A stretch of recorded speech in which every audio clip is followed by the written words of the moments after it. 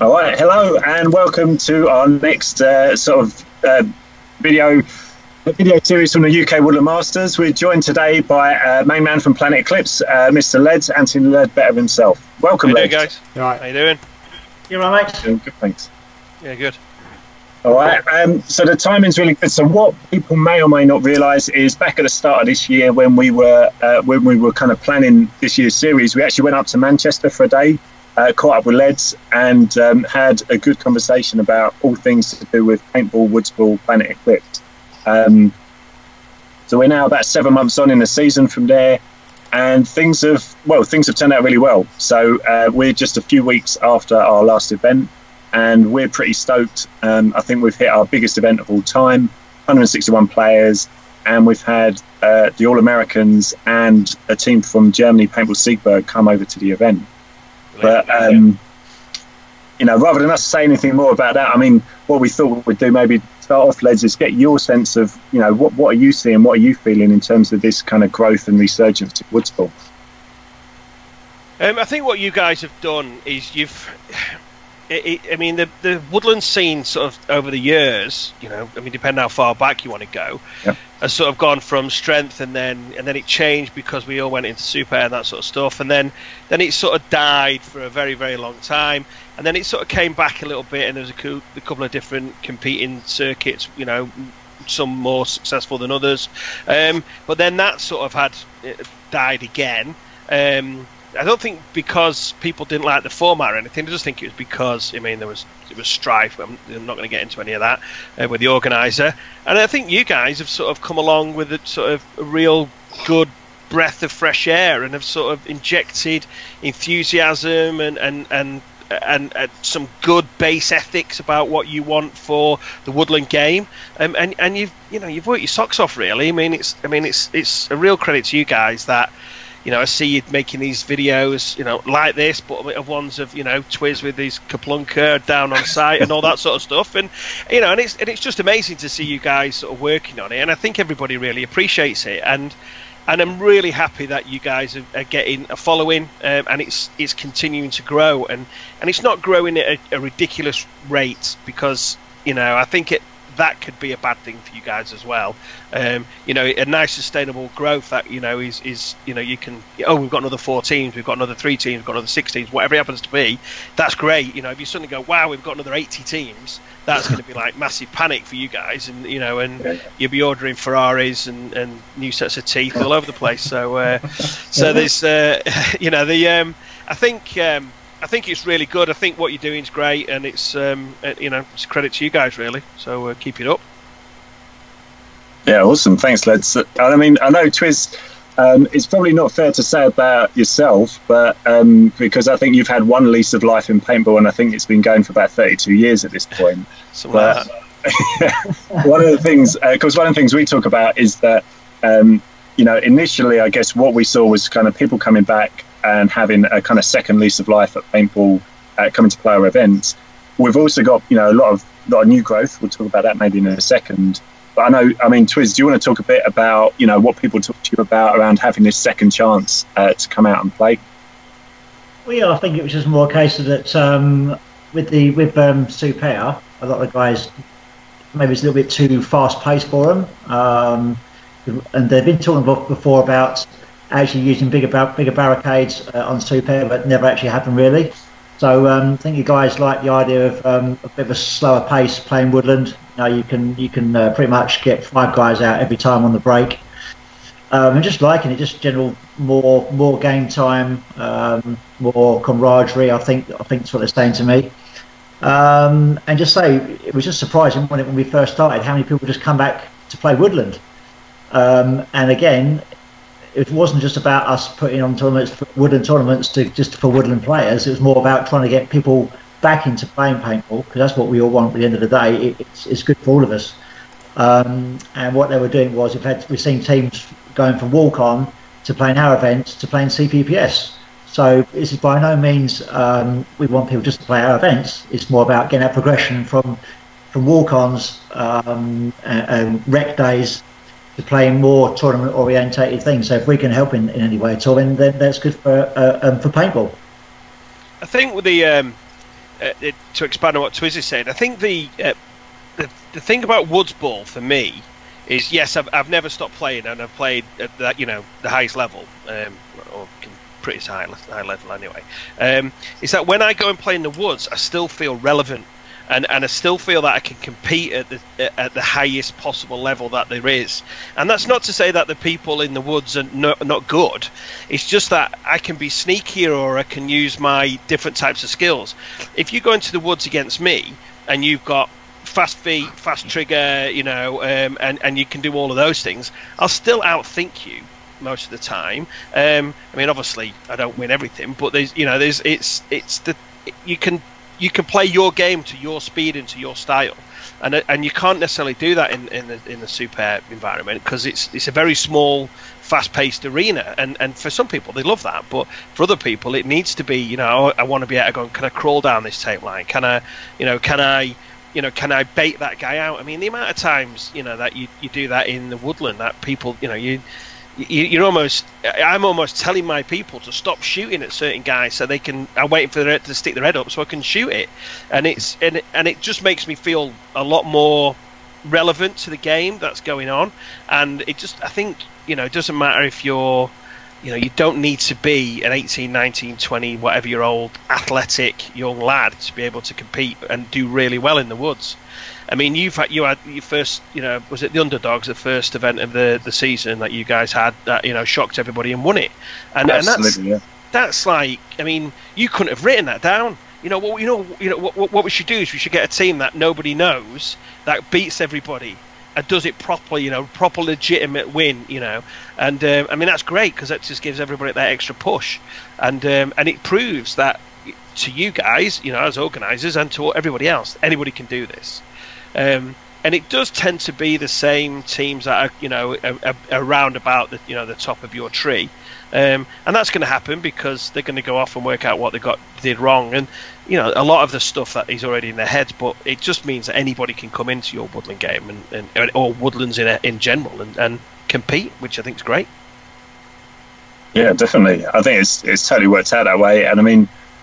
One of the things I sort of speak about a lot around why I think the woods is great is that, obviously there's people getting up the tree and getting to the top and getting to podiums, and that's brilliant. But even if you're sort of closing out the day, maybe in one of the lower divisions or kind of middle of the pack, you still get to play an awful lot of paintball. I mean, the experience up and down, I think where everyone finishes, I think is really good, and even if you don't win every game, it's unlikely that you're going to get, 2 or 3 guys shot on a break. You'll still have some bit of a battle, some element to play together as a team, and especially the way we kind of reseed teams in the afternoon. Even if you have a tough morning, you're likely to kind of find your level in the afternoon and, close out the day hopefully with, smiles, good experiences, and you go home kind of with some war stories to tell as well. Yeah, I mean, we were talking about it this weekend when we were sat in a bar, and we were talking about our, we ended up sort of tagging it sort of campfire, stories, and it's you get those in the woods, and it's sort of, as I sort of get older and less wise. It's not true that you get wiser. It's they're sitting around with my mates talking about an epic scenario that happened in the woods is great. It's good. It's a great story where you don't really get that with Super Air. It's too sort of quick and disposable because you play in a match, and it's you might play 7 points in 6 minutes, and it's like, well, it's done, bang bang bang. Where in the woods, it can be a bit of an attrition, and it can be a 1 or 3 on 1, or I snuck through their line without having even known, shot me in the back. I mean, that doesn't really happen in Super Air. You might get an occasional 3-pack, 4-pack, that sort of thing, but it's war stories are amazing. I mean, it's I like that. Beer, campfires, and war stories all come from woodsball, so it's all good. Very good, very good. And I mean, so one of the things we certainly spoke about at the start of the year was around getting the next level of growth into this scene, and we started up a 3-man division. And I mean, I think we've all been super impressed with the way it's gone. At the last, so I think the first round we had 7 teams. Then we had 10 teams playing 3-man, and at the last event we had 12 3-man teams. So right. I think it's really helping get people into playing in the woods. And the guys that are playing it, a lot of them are kind of young guys. They're keen to get involved. it's a new chapter for their kind of paintball life. And in fact, probably some of the things that we need to kind of think about for next year is, well, how do we now encourage some of those teams from 3-man to start progressing even more and get into the 5-man division, and enjoy what kind of bigger field, bigger teams, longer time limits could mean for them. I think the sport as a whole, the demographic of not just paintball, the just people in general has changed. It's it depends how far you go back. Twiz, 15 man, 10 man, 12 man, and then it got smaller and smaller and smaller. And the reason it got smaller is because people couldn't field a 7-man team, so they went, okay, we're gonna have to go to 5-man, or we can't field this. But if you talk to the paintball park owners now and sort of say, well, what you're getting the big numbers, and their numbers in total might be quite big still, but the groups that they're getting are smaller, because it doesn't seem like people have got this massively extended group of actual physical friends anymore. The groups of friends are smaller, or the social media friends, or whatever that it be. So if you can only get 3 guys together to go and play, it's perfect, then, isn't it? You're going, you don't have to have that pressure of getting 5 of you. And we all know that if you try and run a team with 5 guys, you're going to fail at some point or other, because someone's going to have a baby, go on holiday, get injured, doesn't wake up the next morning. So you've got to have, you've got to have a bit of a deeper roster than 5 anyway. Where a 3-man, you're probably on a push, run it with 3, but ideally you're probably going to want 4 guys, aren't you? Because just to make sure someone doesn't get injured or whatever. So I think it's good, and I think that's the way of the world now. And it's 3-man is, I think 5 or 6 years ago, 3-man was almost looked upon as sort of poor man sort of tournament paintball, across whatever format. Where I think now it's sort of become a pretty relevant format, and I think as time moves on, I think you'll find that you'll have proper legitimate 3-man teams in whatever that happens to be, and they might never transition into a 5-man team. They might just be 3 guys that want to play paintball, or 4 guys that want to play paintball, or a dad and his son and his cousin, or whatever, that want to go and play paintball together. And they might just be legitimately we're the world 3-man champions, whatever that, whatever format. And I think that could happen quite soon, actually. And it's not necessarily a bad thing. I know. I think like Dave just mentioned there, was really surprised. Everyone was saying, "Oh, it's not worth doing a 3-man. You won't get anybody playing." But we're just blown away by the amount of 3-man teams that play the last event. It's just ridiculous. We never thought we'd get this amount of 3-man teams playing our event. So we were just justified in doing that. Maybe a little bit luck on our part doing that, but obviously it's paying dividends. These 3-men, like you say, there is, like, with these 3-men, don't just come with 3 people; they come with 4 and 5 players. Yeah. And rotate it that way around. So but like I said before, it's still about getting people playing paintball, which is what we want at the end of the day. Yeah, the difficult thing from your guys' point of view is that if to run a field, obviously you'd love to have 15 aside in one go in a 10-minute game. That means you've got 30 people paying you money. When it's 3-man, you've only got 6 guys on the field. So the amount of money that you're going to generate, the income from it is harder for you guys, because you've only got X amount of fields. You need to have the referees there, and the infrastructure and the scheduling and everything is all the same. It's just sort of less money, and I think that has been the reluctancy of a lot of tournament organisers, be it Super or whatever, to do that is just because their income is massively reduced.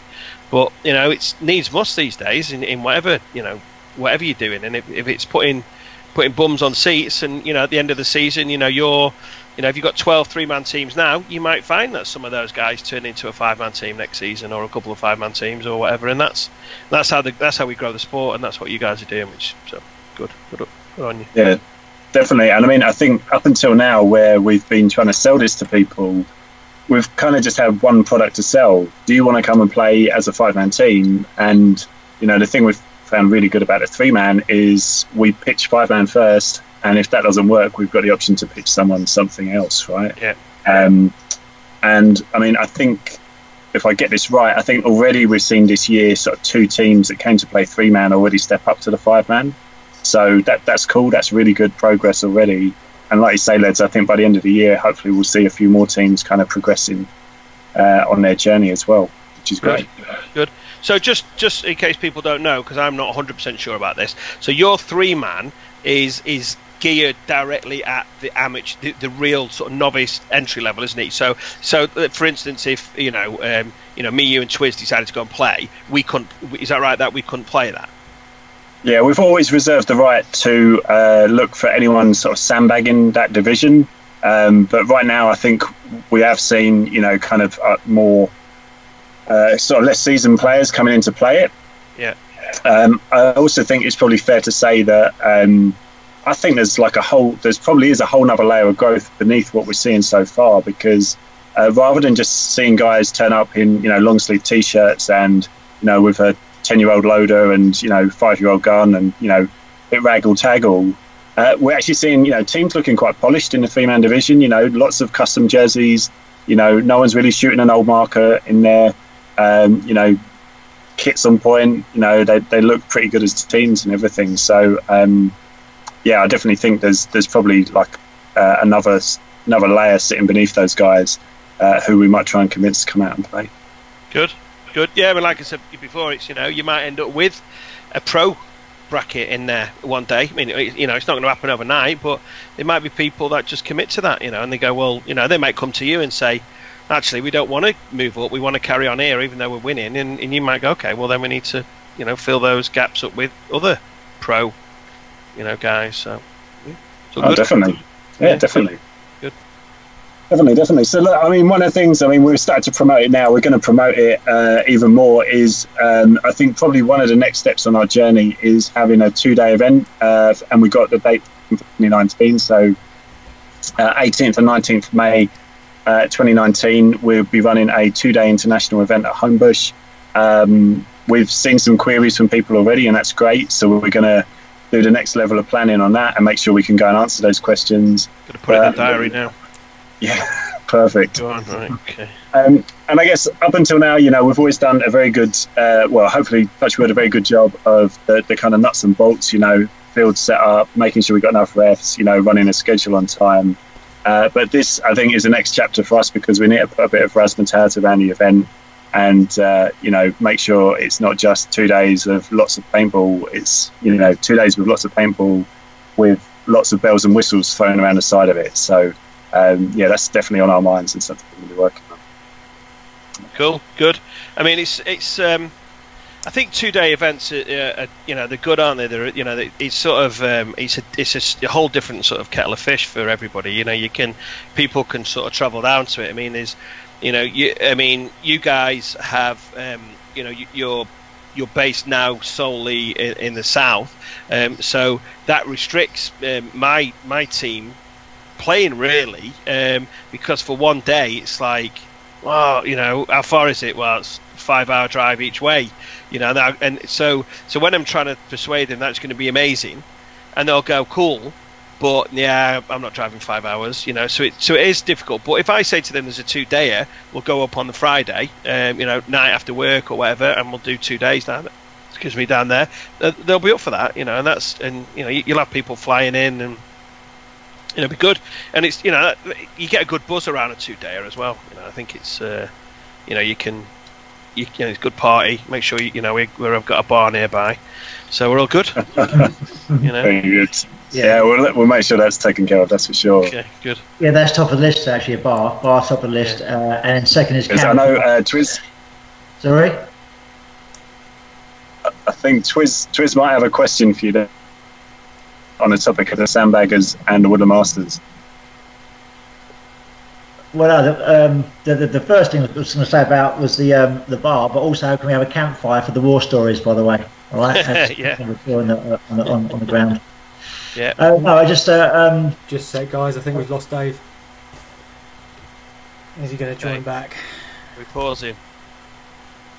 Yeah, we'll pause for a second. I'll keep it recording, but we'll just maybe edit it out later, or not. It's always one, isn't it? That it's Dave in his UK Woodland Masters office. The shed down the bottom of the garden. It does look like. Is it a shed? Yeah, it's a shed. Yeah. It's almost like looks like somebody's put a banner up in a shed, which is. I mean, you know, whatever it takes. All right, happy days. Hopefully I'm back now. I'm back. So, yeah, apologies. I don't know what was happening here in the Woodland Masters Studio. HQ. Yeah. It's a 6 foot by 4 foot shed, so sometimes we have technical problems. All right, but I think, Les, you were just talking about Sandbaggers and the Woodland Masters and convincing them to come down for Tudaya. We might be seeing them sooner than that. I think Twiz tells me he might have twisted your arm. Yeah, I mean, I've been trying to get the guys to come down all year, really, because I mean, we played 2 last year down, the ones down at MPF, and the guys loved them, and we wanted to play them, but you know, we're lazy, really, to be honest with you. So I said to the guys, listen, you know, what's going on? Let's have a look at the calendar. So I'm definitely going to get a squad together for the October event. So we'll be down for that one. So yeah, awesome. You can put us on your list. Perfect. So we're going for your novice title. Yeah, so. But tell you what, by going novice, that doesn't always work. So I tried that at the last event of the weekend, and it doesn't always work. No. There's no. I mean, the competition, you know, you've got going on down there is, you know, pretty fierce, and it's, you know, we'd like to compete in everything that we do. So we're definitely going to come down and try and compete. I mean, and I'm not expecting to come and walk away with it by any means, but it's, you know, I'm not going to say that we're going to win it or anything. It's, and yeah, and it'll be what it is. And it's, I mean, you've got a pretty competitive league going on down there. I think you in your last one, it was, I believe you had to win your prelim brackets to be able to go through to pro. I think it was. So, you know, that's you know, no room for error, you know, as far as that's concerned. So it's, you know, that's not an easy thing. I mean, my guys will probably come down on the Saturday. We will probably drive on the Saturday morning, I would have thought, and then, you know, we'll be straight to the, you know, and then walk the fields, and then see if we can keep them at the bar, really, till, you know, to whatever time. So yeah, I'll probably be phoning you and trying to persuade you to give us the second or third game on rather than the first game. So my guys can be a little bit hanging on the first game, but yeah, no, looking forward to it, actually. Yeah, it's I hear only positive things about what you guys are doing. So quite looking forward to sort of seeing it in you know, in all its glory. Yeah. Well, I think that the main thing is, obviously, it's all about passion. You know, playing this game, playing the sport. You know, so all of our heart and passion goes into doing what we love. You know, keep on saying about how many years I've been playing it, and just can't get enough of the sport. So, you know, to me, to actually run a tournament series with Dave and James is just something that's, you know, it's like just a dream, I suppose, that's come true. So seeing players enjoy it and seeing all the feedback we get is just like, you know, second to none. Really makes you feel good, having all the positive feedback. All the people that come to the events, it's just amazing, and really, you know, just stoked sometimes of any players come down to our events. So yeah, thanks so much for all the players out there and teams that support our events. Thank you. Yeah, it's good. I mean, I think, I'm probably not, hopefully won't upset anybody saying this, but you know, it's not been smooth sailing for you. And you know, there's been mistakes made, you know, or you know, things that have, you know, conspired against you. You know, compressed air, I think it was at the second event that you had problems with, and you know, you didn't stand behind, you know, you didn't hide behind that. You dealt with it. You know, you took it, you know, on the chin and went, right, you know, we need to get this dealt with, and it was dealt with. You know, and then I spoke to people at the event after, and I said, how was it? And they went, perfect. They sorted it. You know, so, and that's important as well. It's, I mean, you know, passion, and you know, it's only going to take you so far. Dreamers only dream sometimes, and you need doers, and it's you're doing it, which is good. You know, and it's if you make mistakes, you know, you just have to fix them, and people appreciate that. If you can stand up and say, you know, we ballsed up, guys, and you know, we get it right, the people will stand by, and by all accounts, the people are standing by you. So that's good. Oh, exactly. I mean, once that mistake was made, before the presentation was where all the crowd were getting together, Dave said straight away, "So look, I'm not going to hide the fact. I'm going to straight away say, you know, that and he did. So man, say, look, you know, I wouldn't blame you if you don't come anymore, because you just was not good enough. You know, it was a shambles. It was our fault. So, you know, we apologise. We're better for next event. and when we done it, so fair play, Good. Oh, very good. All right, well, look, maybe changing gears slightly for you, Ledz. I mean, one of the things I sort of made a note of here was I think when we started, and of course we started, probably about 5 years ago now, with a kind of much smaller 7-man based event we were running initially. But when I think back, I mean, we've probably been on a bit of a journey as well with kind of how Planet markers have showed up at the event. And, I think initially I would probably say that the LV1 was probably the gun of choice for the majority of people coming down to play the events. We then saw, CS1s popping up, and actually a lot of guys kind of traded in their LV1s, and we saw the CS1s down at the event. But really now, I would probably say actually the big winner in terms of kind of the hardware piece is probably the G-Tech. I mean, we're seeing G-Tech everywhere, right? I mean, the last event, shout out to Nemesis, they got their first pro podium, and I think a lot of those guys, so Lawrence from Campaign, pretty sure he shoots a G-Tech, and of course the Preds, they're back-to-back winners at the last 2 rounds, sitting second in the series. I think those guys are, factory team for the G-Tech 160R, so we're seeing pretty much every make and model of Planet guns turning up and doing well at every level of the event. Good. Yeah, I mean, I suppose we have our range of markers goes from, I mean, we've got super low end now, or coming soon with the EMEC, but the stuff that to compete, I mean, you're at 10.2, I think, aren't you? The same as Mills, is that right? Is NXL, is it 10.2? Yeah. So so if I want to go and shoot 10.2 and I want to sort of compete with everybody else that's shooting that, then I'm going to need an electro really, and our full range works well in those scenarios, and it's I mean, we don't make any crap guns, I don't think. They all have differences, and they're all, the way they handle paint is different, and the way they, the smoothness of the shot, and and all. There's a lot of refinement as you go up through our range. But the G-Tech is an amazing workhorse. It's, I mean, unfortunately, we're a bit too far away from you guys to give some proper technical support. And because we can't do that, if I was choosing a gun to go down there and I want something that's going to be super reliable, I might not go to the absolute pinnacle of the industry, or whatever mark you choose, mine or somebody else's. I mean, some of the destruction test videos that I've seen that people have done on the G-Tech, on the Gamma Core, have been amazing. They've peanut butter on them and that sort of stuff, just to see if they carry on working, and putting them in the freezer and and all sorts. And they just work, and they shoot really well. If you've got a super brittle paintball, you'll still be able to shoot it really well, but you're not going to be able to shoot it as really well as the CS2, that sort of stuff. But not everybody wants to spend that amount of money, and our super high-end stuff tends to be quite sort of flashy as well. And some people want that in the woods, but the vast majority of people, if they're serious about their woodsball, they want quite a muted gun. And we do black in every version, obviously, but that's not always everybody's cup of tea. So, but we like people shooting our products in every scenario they can, basically. And that's what they're designed to do. They're designed to work really well and be reliable and easy to maintain, and to just sort of work and to shoot people, and they do that pretty well. Yeah, definitely. Yeah, and that's true.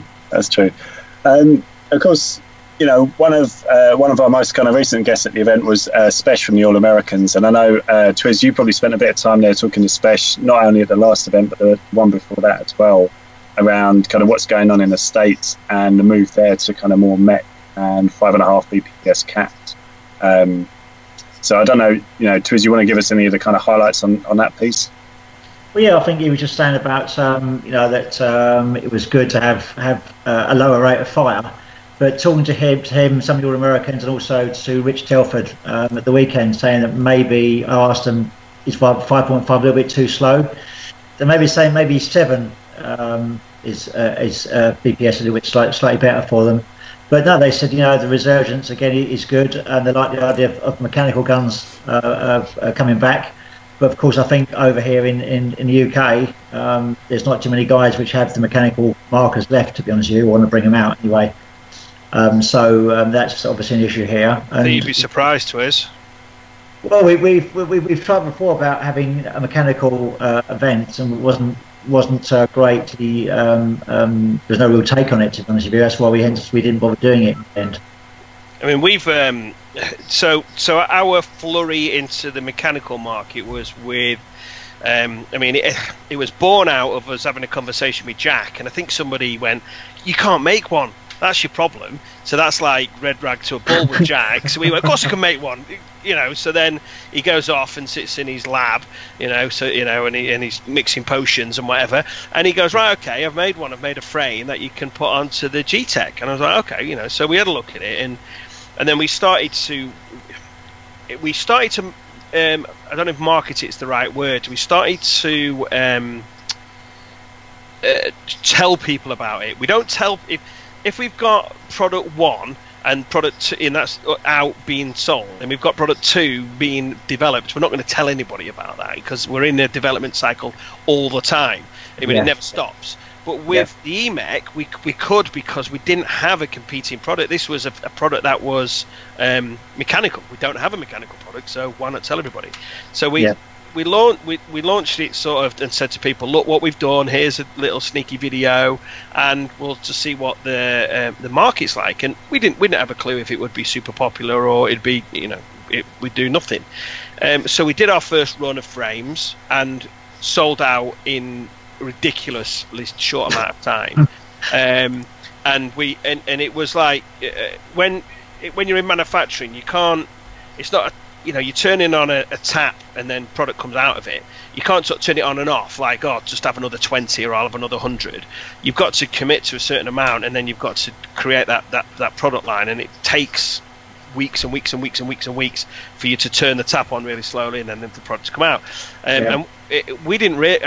We were thinking that we would run, 500-600 of these frames, and that'd be the end of it. And and they would trickle out the door, and people would like them, or people would not like them.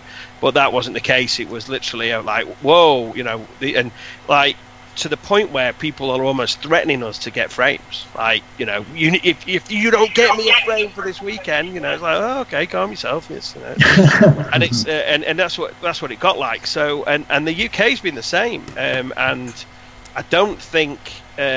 I think there's definitely a resurgence in the mechanical market. I think there's people that are out there that are playing now that haven't played in a long time. Or, I'm seeing tinkerers, people that are into tinkering with their guns, suddenly grabbing up one of our, G-Mech as with the frame on, and just going, wow, this thing does exactly what we wanted this to do 10 years ago.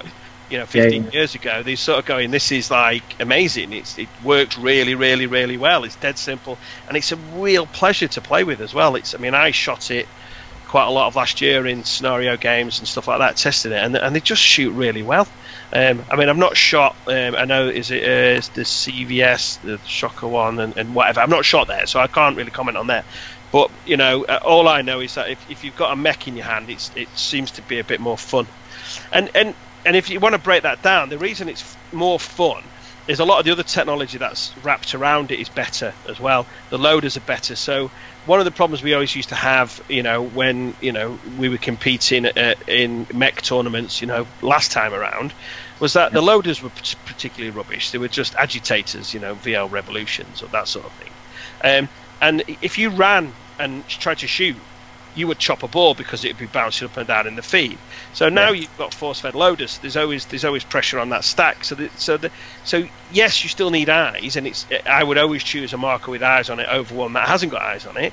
But a mechanical gun can't have eyes because it's mechanical, and they shoot so well with a decent loader on it. Like proper well.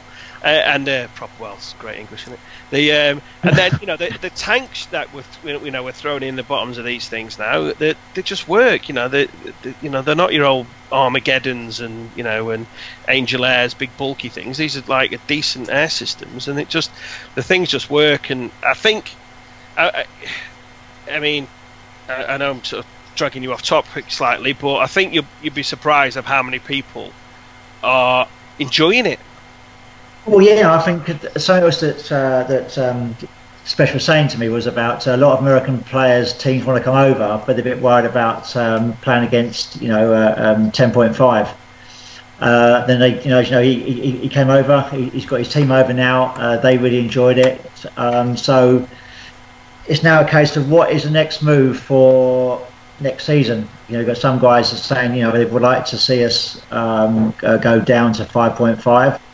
So it's a case of we want to try and get the states and us doing the same thing. Do we go down to 5.5? Do we have maybe a trial in the winter of 5.5, see who actually supports it, and go from there, really?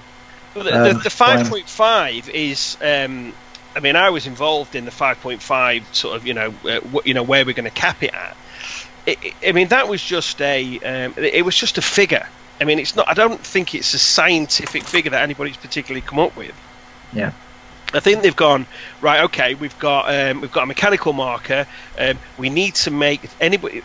What we're trying to do is we're not trying to stop anybody who's got a paintball marker being able to compete in any format that they want to compete in.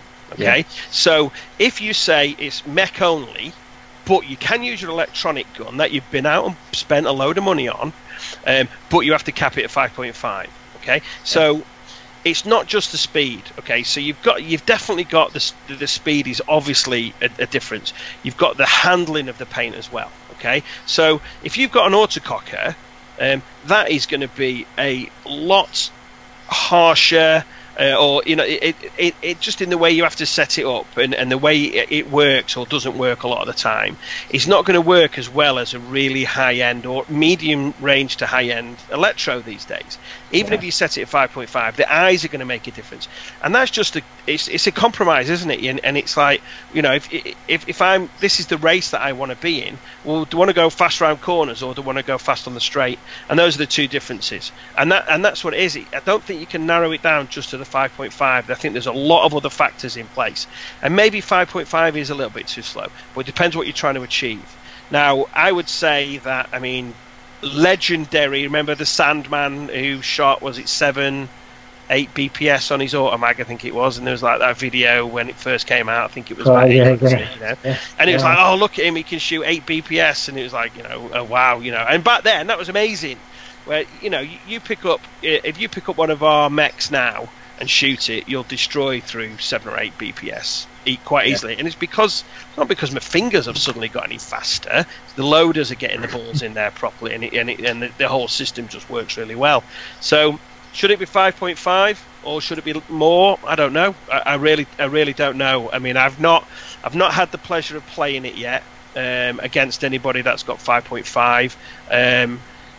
And I think if I was playing a mechanical event and I had an electro and I didn't want to spend the money, then I'd use 5.5 and shut up moaning about it and get on with it. And if I want to spend the money and go and spend it, a few extra £100 on a mechanical gun, then that's up to me. Isn't that the sort of the same race war in a different way?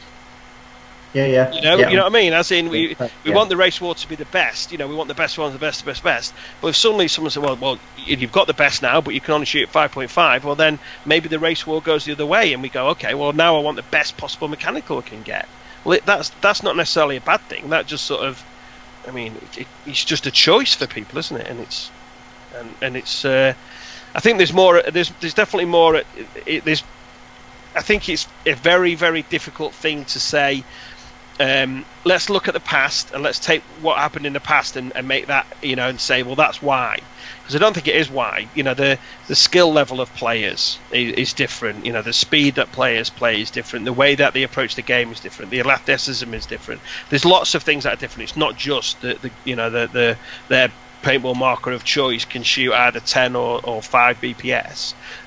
It's the fact that it goes further because the paint's better, or that the barrels are better, and we now know about bore matching.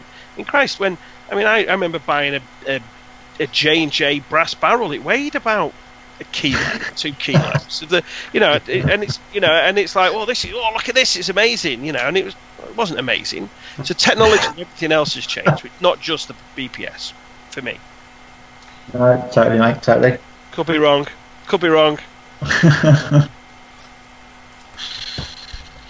Very good. All right. Well, look, I mean, we started this call talking about growing woodsball, but I mean, I think it's kind of fair to give you the credit, Ledz, because you're involved in other kind of initiatives to kind of grow paintball, and maybe we should kind of make people aware. So I think there's two things that I've certainly noticed. Like, firstly, is the Play Paintball campaign, and secondly, of course, is UKPSF, and I think that's come back into the limelight recently. So maybe it'd be good to kind of touch on both of those while we got you on.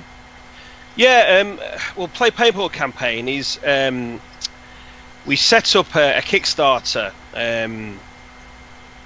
18 months ago, something like that now, and it was basically to we pitched to all the paintball park owners, and what we wanted them to do was we realised that paintball, we all know, if you're watching this, you know that paintball is a great sport, but how do we sort of get that out and to tell people?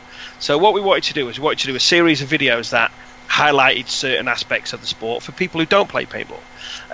Now, if you're a paintball park owner and you wanted to go and make one of these videos, it's pretty difficult because it's this production values that you've got to, we brought in a crew. We had to commission music. We had videographers, we had people editing, we had screen graphics, all that type of thing, and it cost money. It's not something that you can throw together. And we had actors in these videos. So if you're a paintball park owner and you go, oh, I'd love to be able to show a father and son playing paintball together, which to me is such a powerful thing. I mean, how many sports can you go and play on the same level as your dad? I mean, I can still go and play with my dad now, and and he would love it. So we wanted to do something that sort of addressed some of those issues, and so we started off with we made some videos, and the idea of the videos was that they would go onto people's social media, and the paintball park owners would take these videos and they would share them themselves, and they were evergreen, so they weren't going to look old straight away. They were all shot in the right. The environments were cool, and there were kids in them and women in them and all that sort of stuff. It's all good. But then at the end of the campaign, we sort of we employed some social media people that ran some Twitter and Instagram and Facebook campaigns for us. But it was too short. It was I don't think with this you can't just sort of throw a few $1,000s at it and just expect suddenly we've got a new campaign. We decided that we wanted to do longer, so we've employed somebody else for the whole year, part-time, and they are basically just putting out inspirational quotes, cool video clips, GIFs, and cool imagery, and just of people enjoying themselves playing paintball. And that's on that's on Instagram and on Facebook, and I think and the YouTube if you want to go and get them. Am I supposed to? I'm supposed to know all that the links. Let's pretend I know all these. It's playpaintball.tv, I believe.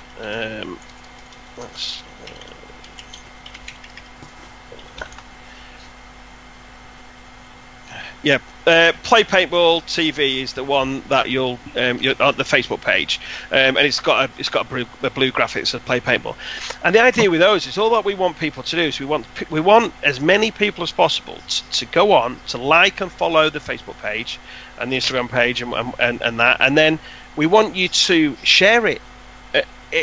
We're not. It literally as simple as that. If you love paintball and you see one of these amazing little clips, or a great piece, share it on your social media, so then your friends will get to know. They'll ask you questions about it, and that'll hopefully as social media does, it will spread, and it will and people will go, oh cool, that looks exciting. Oh, I didn't know it was like that. Because a lot of the people, I mean, it's all the stuff on here. It's a lot of the stuff is woodsball based. The super stuff, it tends to scare a lot of people because they haven't got a clue what it is. You see a guy behind an inflatable bunker wearing a red and blue uniform, and they sort of don't know what it is.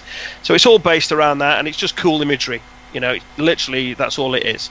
And then we want people to get involved. We want, we're interested in hearing from people who've got inspirational stories. We've got some there's stories of of army vets that have come back from Afghanistan with PTSD and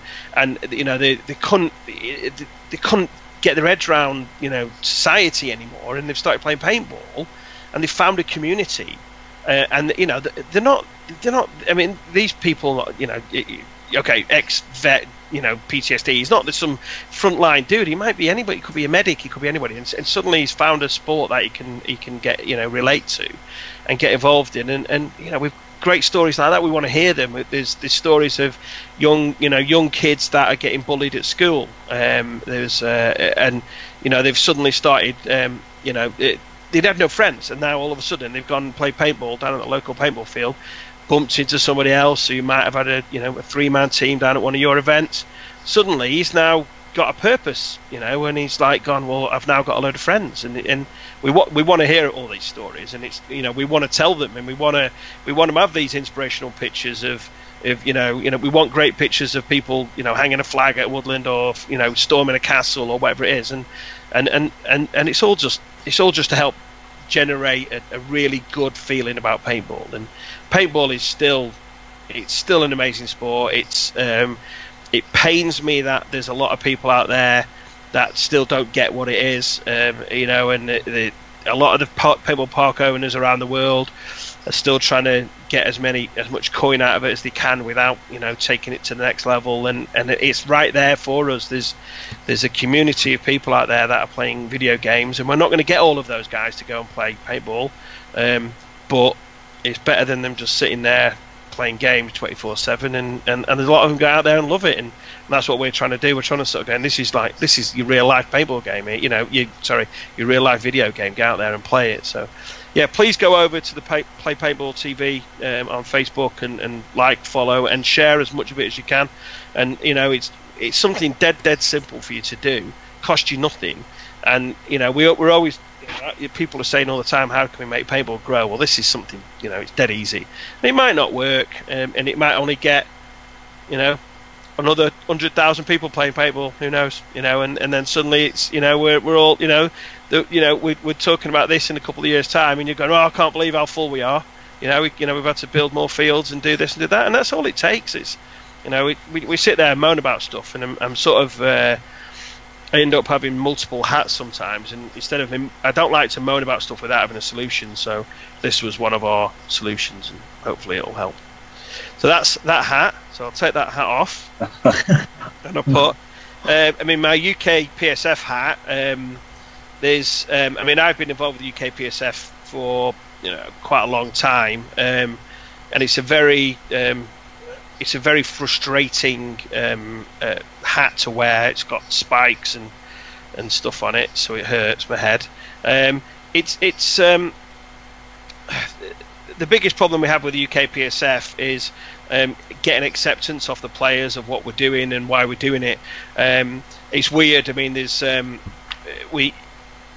people want to know what we do, what the UK PSF is, and it's a valid question. And we are a group of like-minded individuals that want to protect paintball, promote paintball, and keep it safe and legal. We have been on knife's edge so many times with the Home Office and the police and people like that, where without the UK PSF being there and involved, and this is before a lot of the time before I was even involved, without that we would be in trouble. But luckily, over the years, they've taken the UK PSF's council as they want to talk to us. So if anything happens, they don't just go, right, let's ban paintball, because that'd be the easiest thing for them to do. It's a gun. We're all playing with guns. We can all say that it shoots paintballs and it's gas and it's nicely brightly coloured, but at the end of the day, it looks like a gun. If I was a copper and there was you running down the street at me, I'd be like, he's got a gun. So it'd be very easy for people to just say, right, we're going to ban this. So luckily over the years we've spoken to them, and we have, they do come to us and say, we've had this incident or this has happened, can you sort of help us understand it? And they are very sensible because we have this, and we talk to them about it, and quite often, or touch wood, so far it's always been averted and nothing bad has become of it. And over the years, what the UK PSF has done is that insurance policy. It is that sort of, we don't need it until it's there, for these reasons, and that's what we're trying to do. We generate currently such a small amount of membership from the player base that we can't really spend a huge amount of time doing anything for the players. But we do. We have people who've had paintball markers confiscated by customs, traveling. We deal with people that are struggling, on flights, or they're trying to fly in and out of the country and that sort of thing.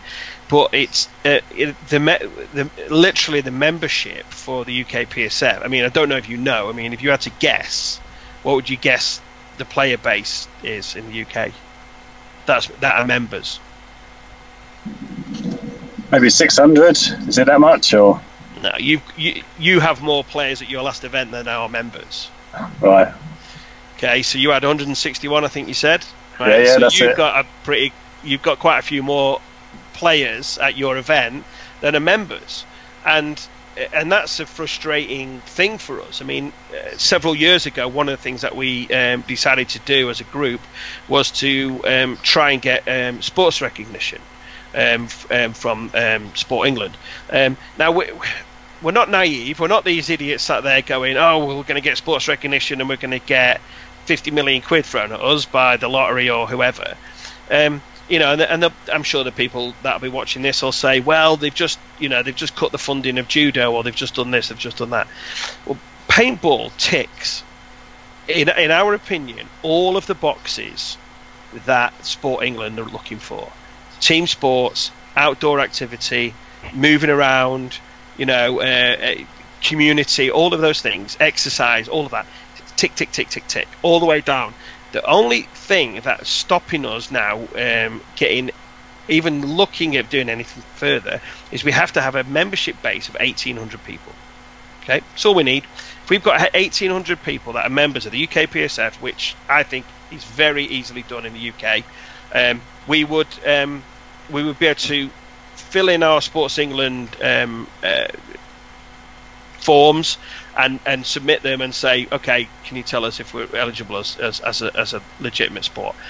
And I don't want people hitting the TV going, or the screens going, we're not going to get in the Olympics, we're not going to do that. It's not about getting in the Olympics or getting in whatever it is. It's about taking us to a level that we're respected as a sport, and it may open the doors that we might get into the Olympics. We may open the doors that we'll have some type of funding. It may open the doors that UK Woodland Masters are given a grant to put up a permanent shelter, blah blah blah blah blah, whatever it is, training facilities, we don't know. We find it very. I'll give you an example. So we decided about 2 years ago to do a drive where we would sign up people for free. So I went down to the CPPS on the Saturday off my own time, and actually the Saturday and the Sunday, and I decided not to play. And my mission for that weekend was to go around to all the teams and to talk to them about the UK PSF, ask them why they weren't members, and then offer them a free sign up there and then. Sign this piece of paper, it'll be free for a year. Okay, so the idea was that we got the membership, and then we would roll into the whole £5 a year that we charge for people to be a member.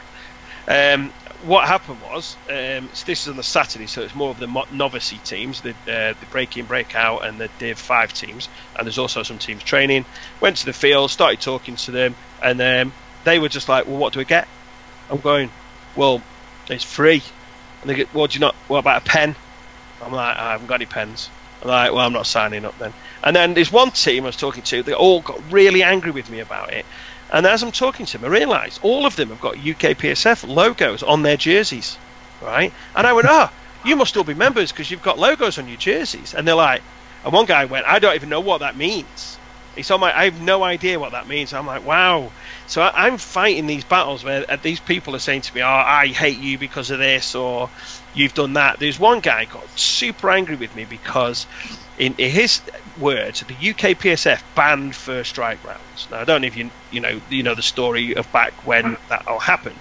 All that happened was we were told that these are a set of facts, and the facts are that until proven otherwise, first strike rounds were classed as ammunition, real sort of firearms.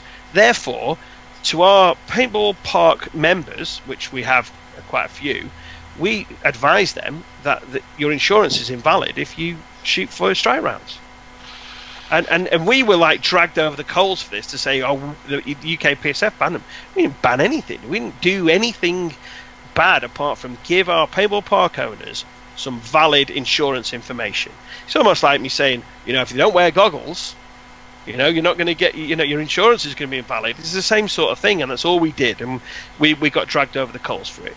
And so it's always a very it really put me on my heels when I went down there, and the apathy from players to not want to join was bad, pretty bad. And it got to the point where I got to halfway through the Saturday, and I sort of just went and sat in the cabin with Ains and Steph and just went, I can't do this. Said I'm quite a positive bloke, and this is really, really getting me down. And I think in the end, I went home on the Saturday with a handful of filled in free application forms, and didn't even come back on the Sunday. I just went, I can't. I've got better things to do. I've got kids, and I'm wasting my time up here with people who don't even care. But that was then. Water under the bridge, and now we want to go forward. We want to. We'd love for every single player that plays paintball in the UK to be a member. There should be a member. To be a member of. If you want to go and play, football at weekends, you got to remember the FA. You go and play rugby, you got to remember. If I've got a canal outside my house. If I go and want to put the rod in it, I've got to get a license. Why are we allowed to play paintball without it? And it's literally, we're talking about £5. And it's for a year membership, and I hope, and I touch wood again, that we'll never need the people that are involved to do anything, and we won't need to go and talk to lawyers and fight a proper case. But we will, one day need it, and if it's not there, that's a pretty crappy situation that everybody's in. We spend a lot of money to play paintball. Our equipment costs a lot of money, and we're talking about 2 beers in the north and 1 beer in the south, aren't we? So it's £5 we're talking about for a level of support that's just it's I mean we have people who will go on our if you go to UK PSF website and you can sign up straight away there now, cost you £5, and there'll be people going, oh, this website's rubbish, or this is rubbish, or that's no good, or whatever. We haven't got any money to spend on an IT guy who can then redesign our back end of our website or whatever it is. Everything we do is done on favours, promises, and blackmail, really. And it's like, and it is very frustrating. The people that are involved in it, which is, I mean, the list is quite extensive that are there as our consultants if you want to talk to them. But it's me, Ainsley from CPPS, Don Logan from Adrenaline Jungle, and Kaylee from Bristol Outdoor Activities. So us 4 are the people that are sit there, holding the thing together. And it's a pretty sort of not a daunting task, because I'm not spending hours and hours and hours each day on it. I could do. But I've got my own life to sort of, to get on with as well, and my own business to run. And we just want to we want support of people, really, and we want to do more. And it's, but, if I'm sat there going, oh, I'll write a newsletter for the 115 members we've got. Wow, it's like, well, okay, and these are player members, these are individual player members. And we're really happy that we have those 115 player members, whatever the number is. But there's thousands of people out there that aren't members, and it's in the background, isn't it? And I know you guys have contacted us and said, how can we help? And it's been great actually since we put out the announcement to say that we were going to have to cancel the player insurance. The feedback is, from 2 weeks has been really, really positive. People have sort of gone, how can we help? What can we do to get involved? And that includes you guys, which is fantastic. And and I'd like to push forward for every person who plays paintball in a tournament or be in it in a scenario. Anything that's not just your first time playing. If you're going to own a paintball marker, you should be a member, and if you go and play a tournament, you should be a member, and you should have a card, and you should be registered, and you should stand up and pay your £5. It's hardly the end of the world, is it? So it's quite negative. I didn't like that. Can we cut all that out? No, we'll keep trying, and we'll get knocked down, and people will tell us that we're doing nothing.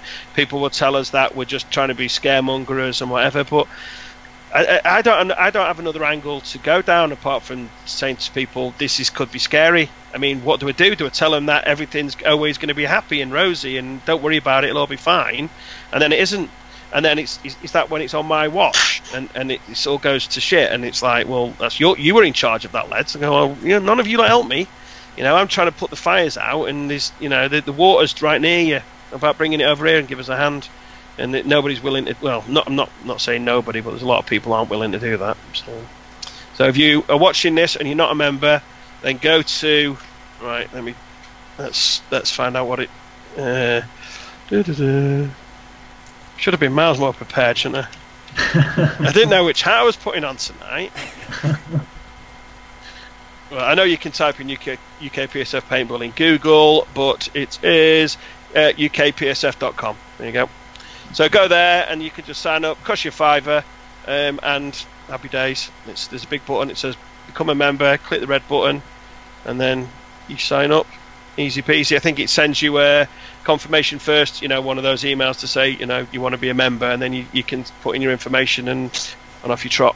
So, and hopefully we'll get, you guys and the CPPS and Paint Fest and North versus South and the Mayhem and all those tournament circuits that are, around to be members. And if you've got, if you're somebody who's involved in paintball in your local field as a member, then again that's something that we need. We need the paintball parks all to be members as well. There's a shockingly small amount of those, not as bad as the player members in comparison, but there is a shockingly small amount of people that aren't members of, and that's a shame as well. So money makes the world go round. Unfortunately, we don't. By the way, just to clarify, I do not take 1 pence. And absolutely nobody, people involved, take any money from the UKPSF. It all goes into just actually making the thing work to tick and to go forward. And we get people saying, "Oh, why don't you make T-shirts?" I'd buy one. Oh, great! Sold 1 T-shirt. I've just now got a bucket of 500 UKPSF T-shirts. I don't think it's the best thing in the world to do, but we just need help, guys. That's all. So sign up and support us. So. Oh, very good. Very good. I mean, that's awesome, Ledz, and we'll make sure we put a link up as well when we put out the video as well, so people can click through and sign up, which is great. Yeah, are you all members? I am indeed. I just signed up in the last 2 weeks. Twiz started going itchy. Twiz started going like this then. Yeah. It's at the time. No, I will be straight after this. I'll put it up. I mean, that's the problem, and that's something that we realise is a problem. It needs to be something that you sign up once, and it's a reoccurring thing, every year. And at the moment, we haven't got that. The website was developed by somebody within the paintball industry. They have their own work to do, and when we ask them, it's almost like, please sir, can I have 5 minutes of your time for you to reprogram this thing, or we need this plug-in doing, and they do what they can, but it's a very sort of slow and arduous process. And we'd like to have money in the pot that we can sort of go to someone, hey, listen, we need this doing, here's 500 quid for you to spend X amount of time on it, and we get that fixed, and we haven't got that. So it's it is difficult to us. I don't blame you. I mean, we were talking about it the other day, and I said, I think I'm a member, You know, and I wasn't even a member. I was like, why am I not a member? Quick, sign up before, you know, sort of thing. So it is one of those things you just sort of forget. Time goes on, doesn't it? And it needs to just be a reoccurring thing where you've signed up once and you get an email and it tells you that you're going to be signed up for the next season for £5 whole, you know. And but we don't have it at the moment. But you know, if we haven't even got a list of who to contact at the moment because you haven't joined. So. No, I think it's that case of, like I say, it's that out of sight, out of mind type thing. You know, we get that's a little bit exposure now because it's been mentioned about having no insurance. That's exposure, and if it doesn't get talked about, we want to hear about it for another like 6 months. So I think we have to, as the UKWM Masters, have to try and keep on pushing it as much as we can at all our events, which we will do. Yeah, I mean, people don't like being forced into stuff, but I mean, this is if it's your hobby. I mean, I can't. Yeah, we should probably move on. Different subject, something positive. You have to have another subject that we can talk about that's positive. Yeah, definitely. Well, okay, right, go on. Let's get. So we had a question come in when we teased the fact that we we're going to be talking to you tonight. So James Sanderson, so Gambo from near Wildwoods in Inverness, he wants to know, Ledz, when are you going to be coming out to play at Wildwoods Paintball? When it isn't in Inverness. It's so far away. It's like, okay, so I got married in Scotland, and I married a lovely Scottish lady, Ailey, my wife, and her family live in St Andrews, and that is a long way away from where I live, and it's about the same distance again to Inverness. Inverness is so far away. It's like Game of Thrones. It is north of the wall. I mean, they have the summer's about 4 hours in like the end of July. I think they might be due at any time now. So it's yeah, and I'd have to go with Darren and the Turks as well. So why would I want to do that? I mean, I see Darren far too much as it is. I mean, to be honest, you guys, you almost like you brought them back to life, didn't you? The Turks. Yeah, I mean, you must. For my pain. Hopefully, no one sort of criticises us for this, but we give away free beer at the end of the events, Ledz. So you know. Yeah. I mean, I love the Turks guys. I do truly love them, but Darren can be such a pain in the arse. Oh my god, unbelievable. Yeah. So Twiz was telling us off camera before that Darren got.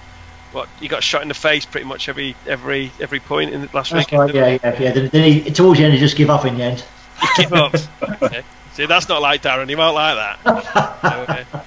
But yeah, no, I can't imagine myself going up there. My missus actually mentions it because it's supposed to be a beautiful part of the world. But it's. I mean, you went up, didn't you, Dave? Did you go to it? No, I did. James? I did. Yeah. Right. Okay. Yeah, it's far, isn't it? I mean, it is, but. But I mean, we flew in. It flew into Inverness, so it's pretty easy place to get to. How much did the flight cost you to get there? I think about £70 return. Oh, okay, right. Yeah, that's cheap, not bad. Cheap beans. I mean, so I would totally recommend it because, like you say, Inverness is a beautiful part of the world, beautiful part of the country. Hospitality is actually really, really kind of strong up there as well, which is great. And specifically, like Wildwoods, they've got like a great little kind of community. One of my big takeaways from it was just the atmosphere at that site and the way that I think all the players and teams feel kind of bought into, doing things together is pretty cool and not something that I've ever seen anywhere else. So, well, Dave I think used to work for me. He said, yeah. So he basically I taught him everything he knows. That's why he's all good up there. But yeah, I couldn't get him any. I said to him, listen, you've got to go as far away from me as possible, but you can stay in England. He's like, okay, I'm going to go to Inverness. Right, that's good. That's going to work. So no, I like Dave. Me and Dave go back. We played on Banzai's together for years, and always knocked heads when he used to play down south. He's a southerner by born and bred. It was not Eastbourne. I can't remember where he was born. Anyway, but yes, I know Dave well, and he runs a good ship down there, and he keeps telling me to come down. So, what he does, he'll just load of festivals down there as well, doesn't he? Yeah, Woodstock, I think. Is it cool? Yeah, well, might go and do that instead of paintball. It's like, might just go up there, take the kids, and get drunk, and then does that count, or have I got to go and play paintball? I'll go and play paintball. Right. I'm not promising anything. Promise you, not promising. Very good. All right, very good. Well, look, I mean, this has been great talking to you. I mean, really good to kind of catch back up on everything. No problem. Anytime, mate. And of course, I mean, what people might also not realise is not only are there these times where we kind of check in with Ledz, but actually during the course of the year, even if we don't see you, we're always kind of emailing. And, you know, one of the big things that Ledz has been working with on this year is around kind of some of the videos and promotions that we've been working on, and giving us some pointers around, you know, how can we make some of the videos we've been putting out sell the sport better, get more people interested, and really just help grow the exposure. So that's been great work behind the scenes. Yeah, I mean, the videos you put out are great. You know, it's anything that sort of shows paintball in a positive light is amazing. It's, you know, it's better than seeing all these videos of idiots shooting other idiots, isn't it? You know, without any t-shirts on at point blank range or whatever. Or, you know, no, your stuff's great, and it's, you know, any help that, you know, I can offer you guys on that department or anything else really, then by all means, sort of give us a shout. It's we want to, you know, Planet Eclipse wants to support you know, people that are doing the right things for the right reasons, and I think you guys are doing that. So all my hats off to you, and you know, keep it up really. And I will. I'll see you in October. Yeah, nice one, Ledz. Look, good man. We'll see you in October. Take care of yourself, mate. Okay, guys. See you later. Cheers, Ledz. Bye. Cheers.